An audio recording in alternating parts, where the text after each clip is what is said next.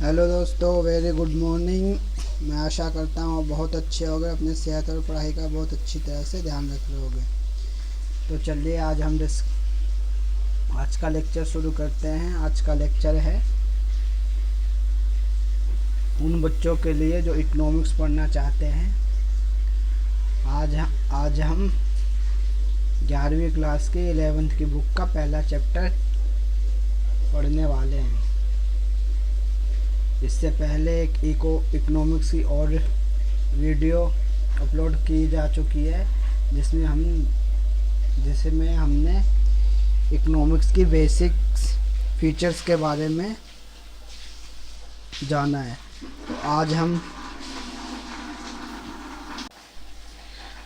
हम इकोनॉमिक्स की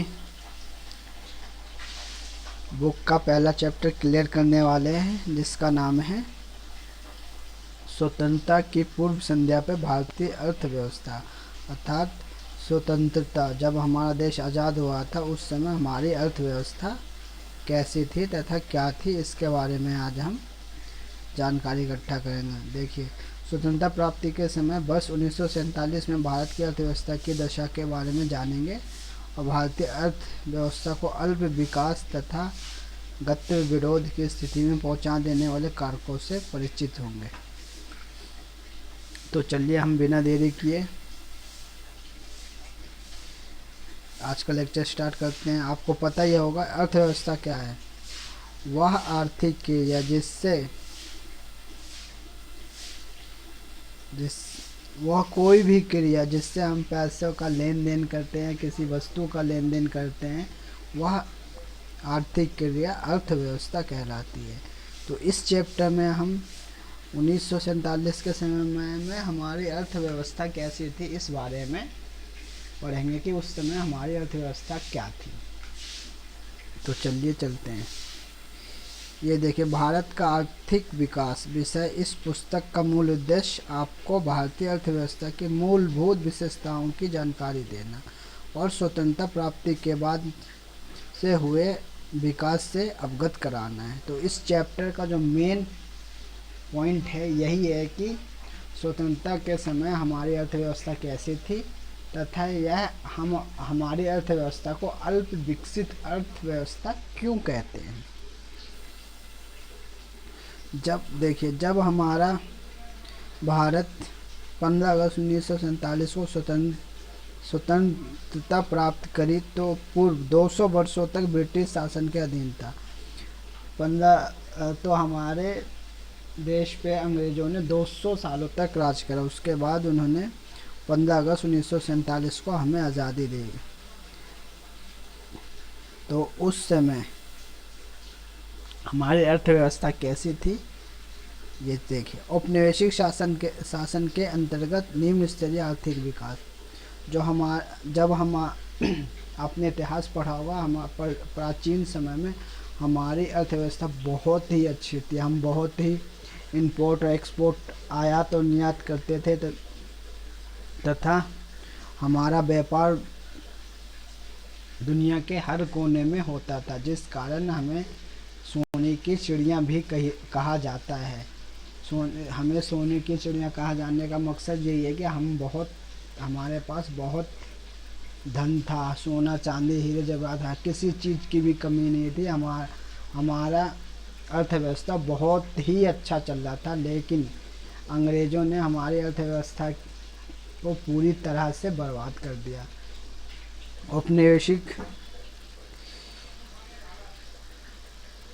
अब आपको यह पता होगा औपनिवेशिक शासन क्या होता है। औपनिवेशिक शासन ऐसा शासन जिसमें खुद किसी देश की सरकार ना हो कि किसी बाहर के लोग आकर उस पर शासन करते हैं, उसे हम औपनिवेशिक शासन करते हैं। औपनिवेशिक शासन ने हमारी अर्थव्यवस्था को पूरी तरह से बर्बाद। देखिए, अंग्रेज़ों से पहले हमारी अर्थव्यवस्था इतनी अच्छी थी। सूती व रेशमी वस्त्र, धातु आधारित तथा बहुमूल्य मणि रत्न से जुड़ी शिल्प कलाओं। देखिए, इसमें लिखा कि सूती वस्त्र, रेशमी वस्त्र और धातु तथा बहुमूल्य रत्नों के लिए हमारा देश विश्व में विख्यात था। भारत में बनी इन चीज़ों की विश्व के बाज़ारों में अच्छी। ये देखिए, मलमल एक विशेष प्रकार का सूती कपड़ा है। इसका मूल्य निर्माण क्षेत्र,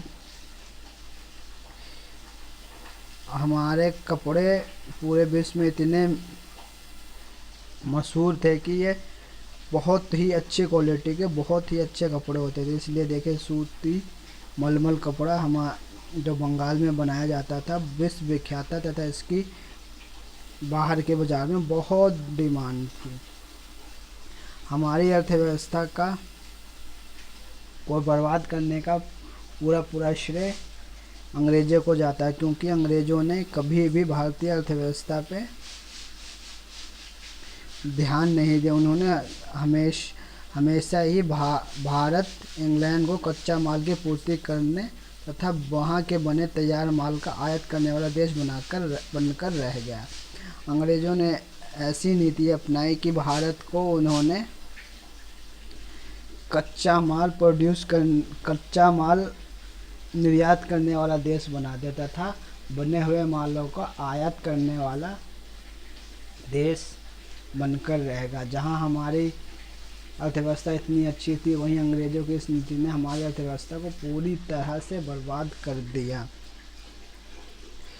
इसी के विषय में 20वीं सदी में भारत के कुछ अर्थशास्त्रियों तथा राजनीतिकों ने एक सर्वे किया, जिसमें सबसे पहले वो सर्वे किया है वो थे भारत के दादा भाई नौरोजी। उन्होंने अपनी एक किताब लिखी जिसका नाम है द ब्रिटिश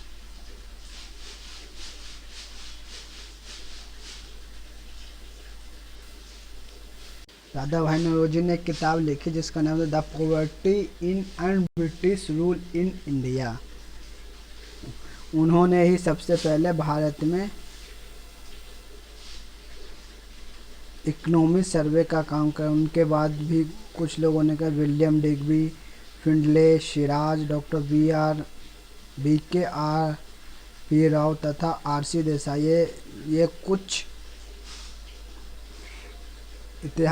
कुछ इकोनॉमिस्ट या राजनीतिज्ञ थे जिन्होंने भारत में इकोनॉमिक सर्वे कहा, जिसमें उन्होंने कहा कि 20वीं शताब्दी के पूर्वार्ध में भारत की राष्ट्रीय आय की वार्षिक समृद्धि 2% से भी कम रही। इन्होंने यह बताया कि 20वीं शताब्दी में जो भारत की वार्षिक आय की वृद्धि थी वो 2% से भी कम रही तथा उत्पाद वृद्धि तो उसकी भी आधा रह गई। तो अब ये क्वेश्चन बनेगा आपके सामने कि भारत में सबसे पहले इकोनॉमिक सर्वे किसने किया, तो इसका श्रेय हमारे दादा भाई नौरोजी को जाता, जिन्हें हम ग्रेट ओल्ड मैन भी कहते हैं। तो आई होप अब आपको पता चल गया हो कि अंग्रेज़ों ने हमारी अर्थव्यवस्था को किस तरह बर्बाद करा। अंग्रेज़ों की यह नीति थी कि उन्हें भारत से कच्चा माल इंग्लैंड ले जाना था तथा इंग्लैंड की फैक्ट्रियों में बनाकर उन्हें वापस भारत में लाकर बेचना था, क्योंकि भारत उनके लिए एक बहुत बड़ा बाज़ार था। इसलिए वो भारत को कच्चे माल का निर्यातक और बने हुए माल का आयातक बना के छोड़ दिया, जिस कारण भारत की खुद की भी घरेलू जो उद्योग थे, शिल्पकार, हस्तकला, ये सब बर्बाद हो गए, जिस कारण भारत की GDP 2% 20वीं सदी में 2% से भी कम रह गई तथा भारत में प्रति व्यक्ति आय बहुत ही निम्न हो गई, जिस कारण भारत में भूखमरी, गरीबी तथा बेरोजगारी आ गई। अब चलिए हम कृषि के क्षेत्र में अंग्रेज़ों का योगदान कहते हैं। ब्रिटिश औपनिवेशिक शासन के अंतर्गत भारत मूलभूत एक कृषि अर्थव्यवस्था ही बना रहा। देश की लगभग 85% जनसंख्या जो गांव में थी वो कृषि में लगी हुई थी, लेकिन कृषि के माध्यम से उन्हें अपनी रोजी रोटी भी नहीं कमा रही थी। अब इसमें यह कहा गया है कि अंग्रेज़ों के टाइम हमारे देश की 85% जनसंख्या कृषि कार्य में लगी हुई थी। लेकिन फिर भी वो इतना नहीं कमा रहे थे कि अपने 85% जनसंख्या कृषि कार्य में लगे होने के बाद भी अपनी रोजी रोटी नहीं कमा रही थी। एक बड़ी जनसंख्या का व्यवसाय होने के बाद भी कृषि क्षेत्र में गतिहीन विकास की प्रक्रिया चलती रही। देखिए अंग्रेजों ने कितना बुरा हाल कर रखा था हमारी अर्थव्यवस्था का। यही नहीं, अनेक अवसरों पर उसमें अप्रत्याशित हास या गिरावट भी अनुभव की गई। भले ही कृषि अधीन क्षेत्र के प्रसार के कारण कुल कृषि उत्पादन में वृद्धि हुई, किंतु कृषि उत्पादकता की कमी ही रही। इसमें यही बात कहा गया है कि इतनी बड़ी जनसंख्या कृषि कार्य में लगे होने के बावजूद भी अपना खुद का पेट नहीं भर पा रही थी। इसका मेन कारण था कि अंग्रेज़ों की भू-राजस्व नीति।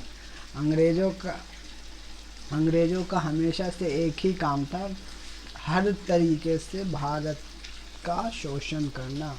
उन्होंने किसानों पे बहुत ज़्यादा टैक्स लगा दिया और उसके बदले उन्हें कोई भी सुख सुविधा नहीं दी, जिस कारण भारतीय कृषि धीरे धीरे निम्न स्तर पे पहुंच गई और ऐसा हो गया कि भारतीय किसान अपना पेट भी नहीं भर पा रहे थे।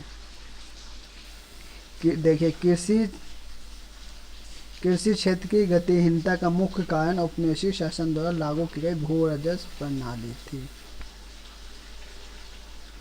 क्या आपको पता चल गया कि कृषि क्षेत्र में जो बर्बाद होने का मेन कारण था अंग्रेजों की भू-राजस्व प्रणाली।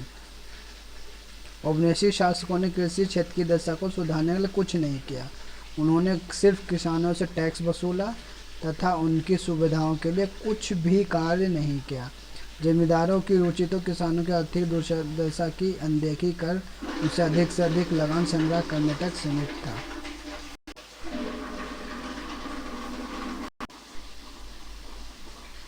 इसी कारण कृषक वर्ग को नितांत दुर्दशा और सामाजिक तनावों को झेलने को बाध्य होना पड़ा। इन्हीं सब कारणों के कारण कृषकों को निरंतर दुर्दशा और सामाजिक तनावों को झेलना पड़ा, जिस कारण उनकी आमदनी भी कम हो गई तथा उन्हें टैक्स बहुत ज़्यादा भरना पड़ा। राजस्व की निश्चित राशि सरकार के कोष में जमा करने की तिथियां पूर्व निर्धारित थी कि जो टैक्स किसान देंगे उनके लिए पहले एक डेट मुकर्रर कर दिया जाता था कि इस तारीख को तुम्हें हर हालत में टैक्स भरना है, चाहे तुम भूखे मरो, चाहे तुम कुछ भी करो, इससे उन्हें कोई मतलब नहीं था। उनके अनुसार रकम जमा ना ही कर पाने वाले जमींदारों से उनका अधिकार छीन लिया जाता था। साथ ही प्रौद्योगिक और निरंतर सिंचाई सुविधाओं का अभाव रहा। उनसे बहुत बड़ी मात्रा में टैक्स तो वसूला जाता था, लेकिन उन्हें इसके बदले में कोई भी सुख सुविधा नहीं दी जाती थी। ना ही उन्हें उर्वरक, कृषि उत्पादकता और ना ही सिंचाई सुविधा कुछ भी नहीं दी जाती थी, जिस कारण किसानों का बहुत बुरा हाल था तथा देश के कुछ क्षेत्रों में कृषि के व्यावसायीकरण के कारण नकदी फसलों की उच्च उत्पादकता के प्रमाण भी मिलते हैं, किंतु उस उच्च उत्पादकता के लाभ भारतीय किसानों को नहीं मिल पाए, क्योंकि उन्हें तो खाद्यान्न की फसलों का उत्पादन करना था। कुछ जगहों पे व्यवसायी फसलों का भी उत्पादन किया जाता था, लेकिन अंग्रेज कभी भी व्यवसायी फसलों को उत्पादन पर ज़्यादा जोर नहीं देते थे, क्योंकि उनका तो मेन कारण यही था कि भारत से ज़्यादा कच्चा माल इंग्लैंड इंपोर्ट करें, निर्यात करें, तथा वहाँ से बना हुआ माल भारतीय बाज़ारों में लाकर बेचें। उनकी यही नीति थी।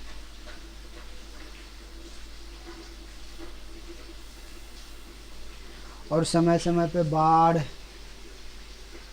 आपात, भूखमरी, मॉनसून ने भी किसानों की दुर्दशा बिल्कुल ख़राब कर दी थी। तो आई होप आपको अब यह पता चल गया होगा कि औपनिवेशिक शासन क्या था, औपनिवेशिक शासन के समय भारतीय अर्थव्यवस्था कैसी थी, तथा औपनिवेशिक शासन से पहले हमारी अर्थव्यवस्था कैसी थी, किस तरह अंग्रेज़ों ने हमारी अर्थव्यवस्था को पूरी तरह से बर्बाद कर दिया।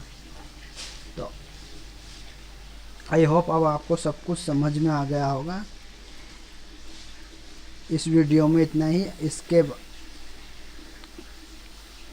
इस पूरे चैप्टर को कंप्लीट करने के लिए अभी एक और पार्ट बनाएंगे, जिसमें हम आगे का